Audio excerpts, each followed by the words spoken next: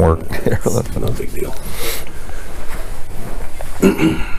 All right, today we're talking with Floyd Renner. He was one of the firefighters that fought the fire at NPRC in 1973.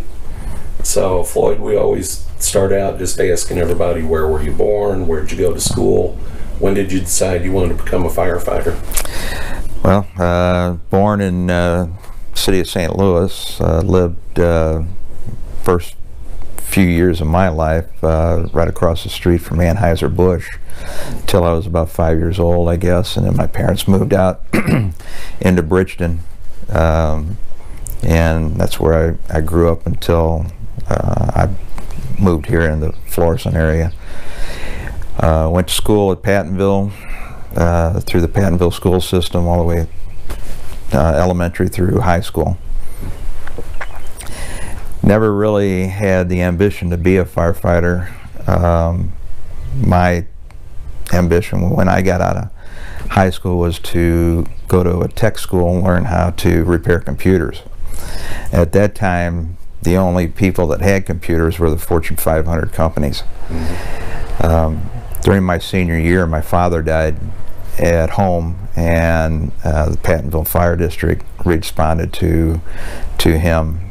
They accidentally left a piece of equipment at the firehouse, and a few days later I took it back up, started talking to one of the firefighters there.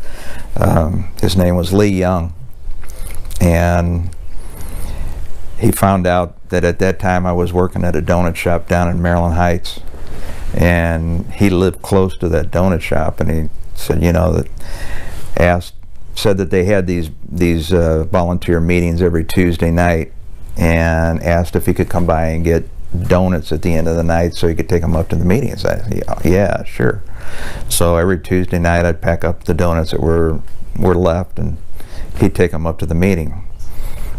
A month or two later, he found out that I lived close to the firehouse there in Bridgeton, and he said, well, why don't you just start bringing them up?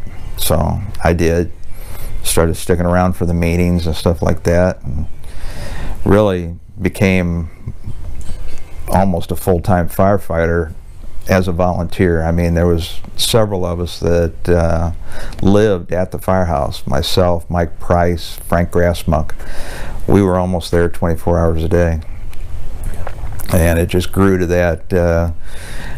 Graduated high school, got into a technical school here in St. Louis, and after 6 months, well, first 6 months they had you in a general electronics course, and after that they split everybody up. Some guys wanted radio TV, some guys wanted air conditioning, refrigeration, and then they had a computer course.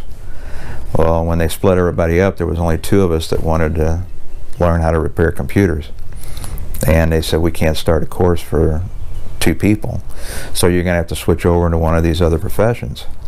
Well, I said, I ain't gonna do that. I said, people are out there trying to find those jobs. I said, I want a job that somebody's coming out looking for me. So my plan was I quit there. I was gonna get a full-time job, moved to Kansas City where Bell and Howell had a technical school. Well, just a few weeks later, Bob Palmer was the fire chief of Pattonville Fire District at that time, and asked me if I wanted to work there.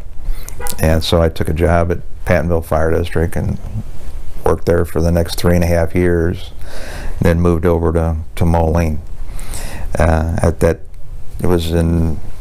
fire happened in 1973, so I was only about less than a year into the career. Worked a total of 45 years in the fire service and retired last October. Okay.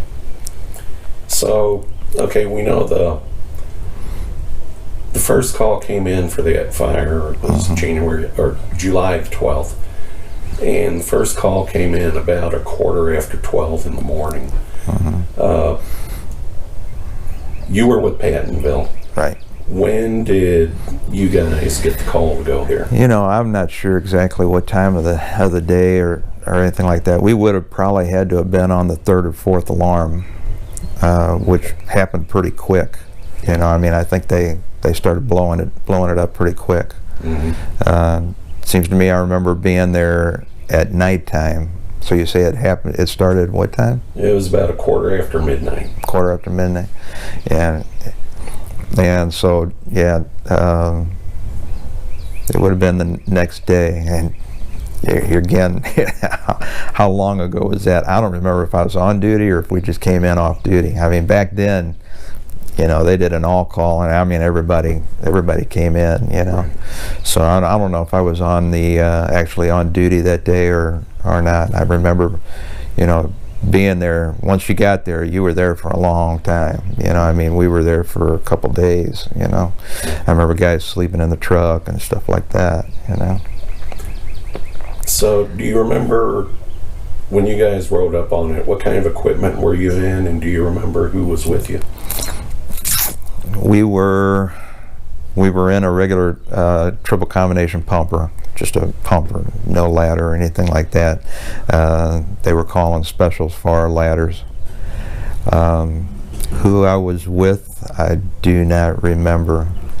I mean, the only real true factor that I remember about the fire was that had to have been the next morning or so. Myself, well, say Bob Palmer, myself, and a gentleman named Tim Faraday was. I talked to you yesterday. Is that who you talked to yesterday? Yeah. Yeah, we were tasked with going to the 6th floor and setting up a deluge gun. And I remember back then we used to wear 3/4 boots and plastic coats. And when he bent down, at one point he bent down and there caused a gap there in his thigh, and the water dripping off the ceiling scalded his leg. And but we set that deluge gun up and then backed out of the building. I remember seeing filing cabinets that would just go up and then bend over. It got so hot it just took all the strength out of them. Yeah, I know it got really hot really fast. Yeah. Because apparently it was pretty involved, you know, even by the time that first alarm sounded. Right. So did you guys then you actually went into that storage area with the deluge guns? Up in the sixth floor, yeah. Okay. It was more, I don't know if it was a storage, is that what it was, storage area? I don't remember seeing desks and stuff like that, but it was pretty much nothing but paper. Filing cabinets. Yeah. Yeah. So that's what made it, and they were tall. They weren't just, 3 drawer or anything like that. They were tall. Mm-hmm. And I think that really probably made a lot of the difference in getting penetration on the streams and stuff like that. Yeah. It was being blocked by those.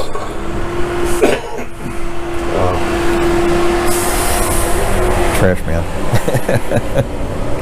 Wait for them to pass. Okay. When you guys, did you just go into that area that one time to set up the gun? We did. That's all I remember is going up and setting it up. They probably had other crews that went back up to check it from time to time. I know there was they sent several crews in to set up deluge guns inside once they did, Okay. In that room, how did it look? How did it feel? It was incredibly hot. It was, yeah, but by then I would say that 90% of the flame fire itself was knocked down. We were there wasn't a lot of smoke that I remember. You just saw filing cabinets, and we stuck that gun up there and it backed out. Yeah. Any concerns about the roof coming down, or had that already happened? Do you remember? I don't remember it. After seeing pictures of it, and you could see that it was, it started tilting, kind of like one direction. I don't remember seeing that at that point. Yeah, because it did eventually burn through the roof, which that was thick concrete. Yeah. Yep. And we've heard from some other guys, they had talked a little bit about using a product called JetX to punch holes in the roof, allow it to ventilate. Mm-hmm. but apparently that didn't happen. Yeah, I don't know if anybody had them at that point. I remember those products being available, and they kind of came and went real quick. Yeah, Terry told us, I think he said Crestwood. Crestwood had them. And that's when they were talking about doing that, and then decided not to. Yeah, getting some at trying to do that. I would imagine, that roof had to have been, super. Who would you'd had to put somebody up on the roof to set them up and stuff like that. I don't think you could drop them from a. Yeah, because that concrete roof, like I said, was incredibly thick. Yeah. So it would have taken, I would imagine, quite a bit to blow through it. Yeah. Unless, if they thought about, because there were elevators that went up, if they could have done something with one of the elevator shafts to blow that. Yeah, I don't know. But they probably didn't want to, because, it would have damaged it pretty much from floor to top. So then, while your guys were there, you guys were just pretty much running the pumpers. You didn't go up on any of the ladders that arrived? No, I don't remember going on any of the ladders, manning any of the ladders. I would imagine Creve Corps, Community, they probably had ladders from St. Charles. City of St. Louis, I think, had ladders there. Yeah, because we know eventually they had to call in the city. The city at first refused. Oh, it did.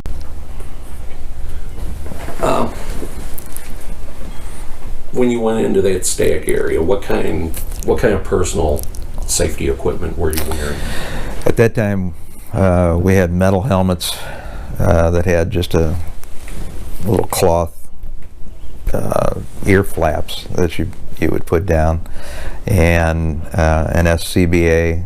Our SCBAs back then were made by MSA, and you had the old rubber coats that we wore, and then rubber boots.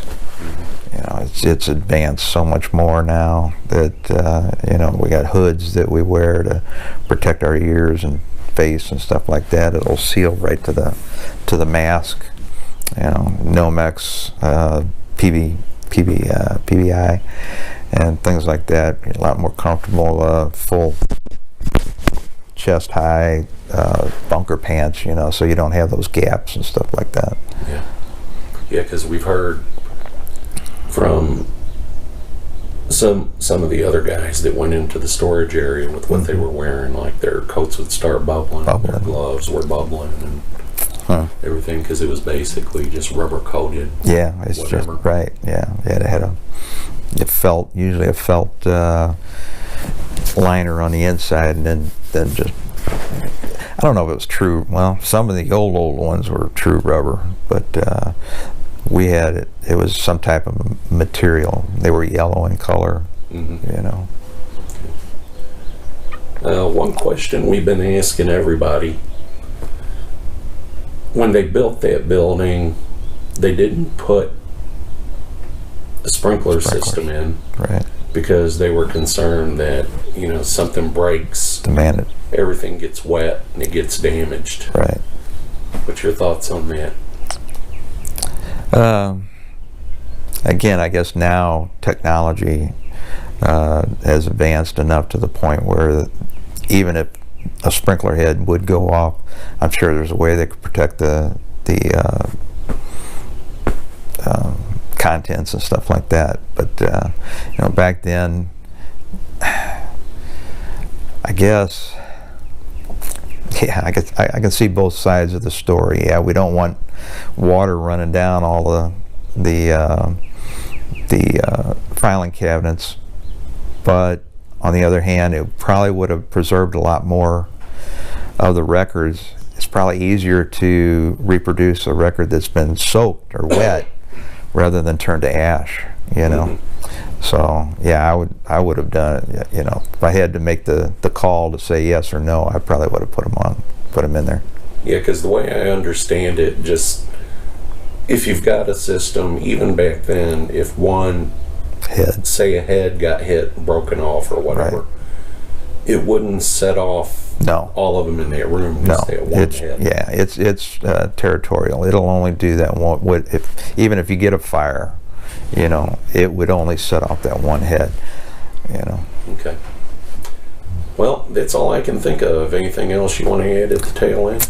Nothing that I can think of. You said you retired last year. I retired last October. Yes. What was your rank? I was fire chief. Oh, okay. I was fire chief for the last 10 years of my career. Okay. Yeah, I did just about every rank within the fire service.